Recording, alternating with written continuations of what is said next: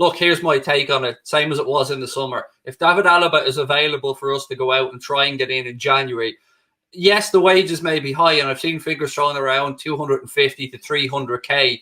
To me, that's the type of deal that we should be looking to get done if we can sort out the wages, because he is a player. We speak about versatility at Liverpool all the time. David Alaba is somebody who I mentioned with Thiago last summer before we brought Thiago in. 1 year left on his Bayern Munich contract. So far, it looks like he's holding off actually signing a new deal. I believe there was one offer to him.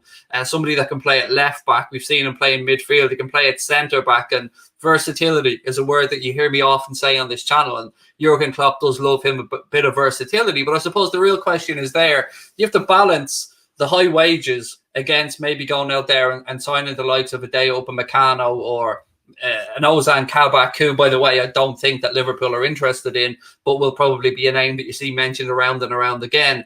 And again, with Alaba, you're getting somebody there with a wealth of experience, both obviously at international level with Austria and the Bundesliga, Champions League as well. But there is the thing about fitness as well. We have Thiago situation, and we've already got Joel Matip, of course, we brought in from Schalke previously on a free contract, who is a little bit injury prone, and that has come back to haunt us at times as well. So I'm very interested to see what you guys think about the links to David Alaba. Is that something you'd like to see Klopp get done in January, even if it was something like a pre-contract agreement for him to come into the summer and maybe give the young lads an opportunity to come through? It is a real noodle scratcher for me, ladies and gentlemen, because I've looked at this and I didn't think we'd be as unlucky as we were. I didn't expect us to obviously lose the big man VVD. He's gone out and you think to yourself, right, Fabinho will drop in back there. How will we get on?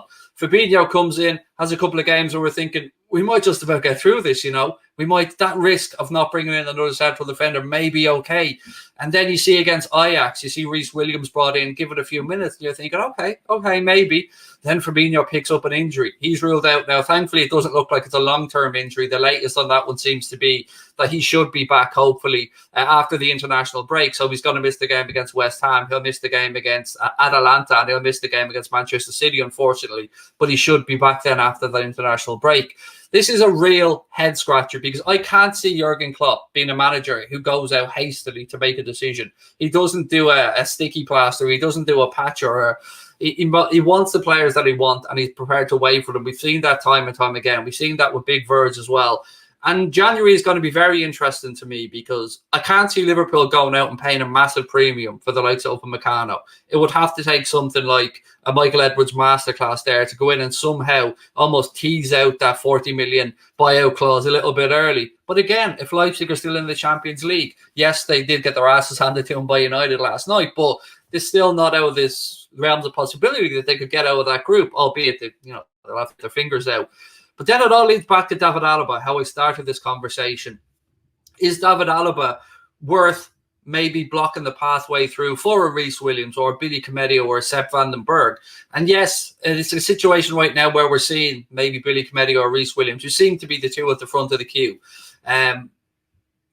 I'm somebody that likes a youngster coming through, and I love the stories of looking back at Trent's breakthrough, and we've seen Neco breaking through. And let's be fair about this to Reece Williams. He hasn't been tested massively, but he also hasn't put a foot out of place from what I've seen. His aerial duels, he seems to be winning the majority of them as well, which is great. He's 6'3" in height. He knows how to fight. He will have come up against physical defenders. Let's not forget, he went down to Kidderminster, I think, and played non-league football, fought his way back up. He's going to be no shrinking violet, ladies and gentlemen. Yes, we might view him as a 19-year-old young centre-back, but he has experience playing in non-league, and he's going to take a knocks there. And the manager spoke, the Kidderminster manager spoke about how confident Reece Williams was, not in an arrogant way, but he believed in his own ability. And I hear how it sounds here, and along with Billy Comedio, I'm almost leaning towards the fact that if Klopp can go and get the defender he wants long term, if it's a Dayot Upamecano, if it's a Kabak, and whoever Klopp wants, if he can get his number one target in January, go get him. That's what I would say. If the club can afford it, go and get him. But if he can't, is it worth taking the risk of bringing maybe Fabinho back and hoping he holds out and John Matip can get fit and Reece Williams? I would suggest yes, ladies and gentlemen. I would say that if we can't get Klopp's number one target in January, hang off and put trust in Billy Comedio, Reece Williams. because the manager seems to have trust in them. And if Jurgen Klopp has trust in these guys, then how could we not have trust in them? So again, I'd love to know what you guys think about this one, especially the David Alaba rumours. I mean, a lot of people, as I touched on at the start of this segment, ruling out the David Alaba thing because of the 250, 300 grand wages. And I absolutely do understand that, because we do have a wage structure at the club, and it would potentially put a few noses at a joint if we brought somebody in who was our highest paid player, but you've Mohamed Salah there and Sadio Mane, Virgil van Dijk, Alisson, who have performed heroics at this football club, won a Premier League, a Champions League. It wouldn't feel right to me that they're on a lesser wage. So then what do? Do you go and re-improve all their contracts? Do you give Sadio another new deal? Do you give Mo a new deal? What do you do with Bobby Firmino? So these are the questions that we have to think about when we're talking about bringing in somebody on a free contract, because there's no such thing as a free deal. You know this yourselves. There's always agent fees involved and stuff like this. So again, if you're watching this back later on, please do let me know your thoughts in the comment section. But right now, I want to go over to the live chat and see how you guys are feeling. Sarah Marshall said Sepp van den Berg.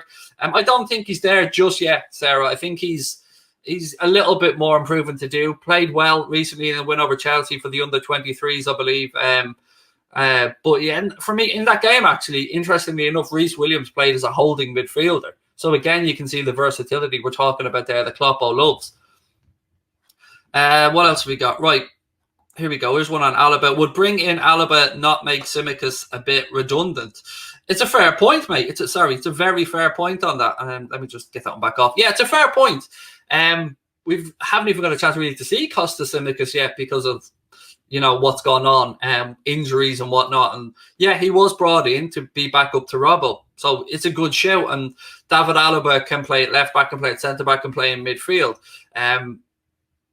Yeah, and another thing on Costa Tsimikas, by the way, he has played in a back three or a central back three in his days at Olympiacos as well. So at least to the best of my recollection, he has. So that could be something else. I mean, we also have Hendo, who, look, it's not ideal to have the captain playing at centre back, but you know he can't do it. You heard Corey talk about, even from an opposition's fan point of view, he can see what Henderson can do with his distribution from the back and that as well. So it's interesting. It's not where we want to be right now, but look, I'm expecting the club and the players to pull together and get through this little rough patch. Where was this other one? There we go. Robbo at centre back from Craig. Not for me, mate. And somebody pointed out in the chat, I didn't comment on it, but I did read it while I was talking with Corey there. Somebody said that Robbo's played at centre back for Scotland. I would still rather keep him at left back, to be fair, at least until Tsimikas is back, rather than risk him in the centre back position. We've got to manage our players through the sticky patch that we have right now. Again, though, let me know your thoughts on Alaba. Let me know if you're looking forward to seeing Thiago. And let me know your thoughts on anything. What centre-back you'd like in. And Nat Phillips. Yeah, there's another good point, mate. Nat Phillips can play at centre-back. Of course he can. Nat Phillips, what looked like he was going to move on in the summer. There was a couple of championship clubs. I think Bristol City were probably ahead of that queue there for him. And it didn't work out for whatever reason. Obviously, he was on loan at Stuttgart. But yeah, Nat Phillips is another option that could be used. I wouldn't be using them against West Ham at the weekend. Now, to be honest, my gut here would be to give the youngster a chance. I think Reece Williams, I don't see why not. Give him a chance. If it doesn't work out, we can drop Hendo back during the game if needs be. But I'd like to see him given a chance alongside Gomez myself. Get Colo back, said a United fan. Unfortunately, I did love a bit of Colo, Turbe, mate. I'm not going to lie to you. Tomori to come to Liverpool. Nah, you're all right on that one, mate. We'll pass there as well.